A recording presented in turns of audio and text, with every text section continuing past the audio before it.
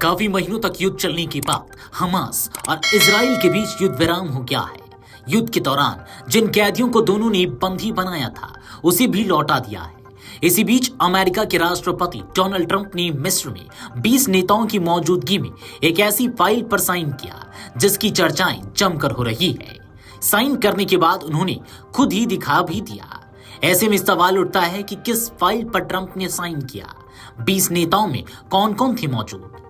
दरअसल युद्ध विराम शुरू होने और हमास इजराइल के एक दूसरे के बंधकों को रिहा किए जाने के बाद सोमवार को मिस्र में गाजा घोषणा पत्र पर हस्ताक्षर किए गए।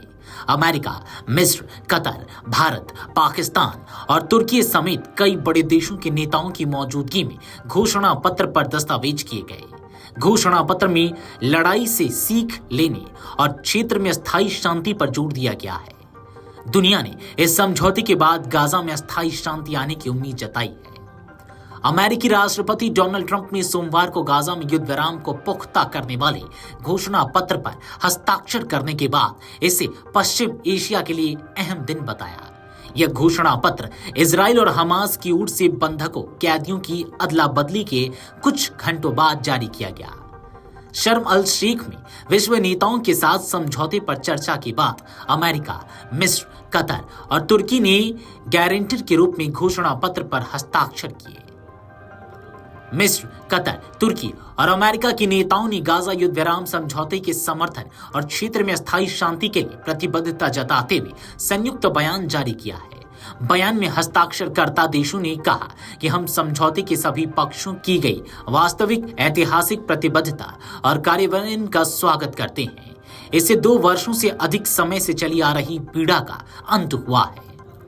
बयान में डोनाल्ड ट्रंप की तारीफ करते हुए कहा गया कि हम गाजा में युद्ध समाप्त करने और क्षेत्र स्थायी शांति लाने के लिए राष्ट्रपति ट्रंप के ईमानदार प्रयासों में उनके साथ खड़े हैं। हम सब मिलकर इस समझौते को इस तरह लागू करेंगे जिससे फिलिस्तीनियों और इजरायलियों सहित क्षेत्र के सभी लोगों के लिए शांति, सुरक्षा, स्थिरता और अवसर सुनिश्चित कर हो।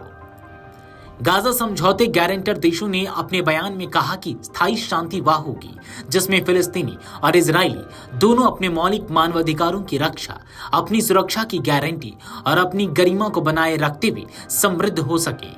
इसमें सहयोग और निरंतर संवाद जरूरी है। राष्ट्रों और लोगों के बीच मजबूत होते बंधन क्षेत्रीय और वैश्विक स्थिरता के स्थायी हितों की पूर्ति करते हैं। बयान में आगे कहा गया है कि हम इस क्षेत्र के धार्मिक समुदायों के लिए गहरे ऐतिहासिक और आध्यात्मिक महत्व को समझते हैं। इनकी जड़ें इस क्षेत्र की भूमि से जुड़ी हुई हैं। इसमें ईसाई धर्म, इस्लाम और यहूदी धर्म शामिल है। इन पवित्र संबंधों का सम्मान और उनके विरासत स्थलों की सुरक्षा शांतिपूर्ण सह अस्तित्व के प्रति हमारी प्रतिबद्धता में सर्वोपरि रहेगी।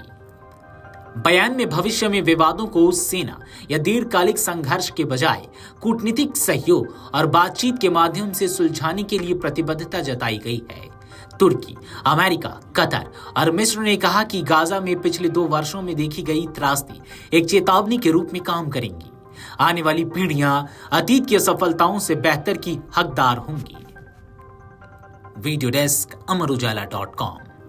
अगर आप ये वीडियो YouTube पर देख रहे हैं तो हमारे चैनल को सब्सक्राइब कर बेल आइकन दबाएं और Facebook पर देख रहे हैं तो हमारे पेज को लाइक करें। अगर आप ये वीडियो YouTube पर देख रहे हैं तो हमारे चैनल को सब्सक्राइब कर बेल आइकन दबाएं और Facebook पर देख रहे हैं तो हमारे पेज को लाइक करें।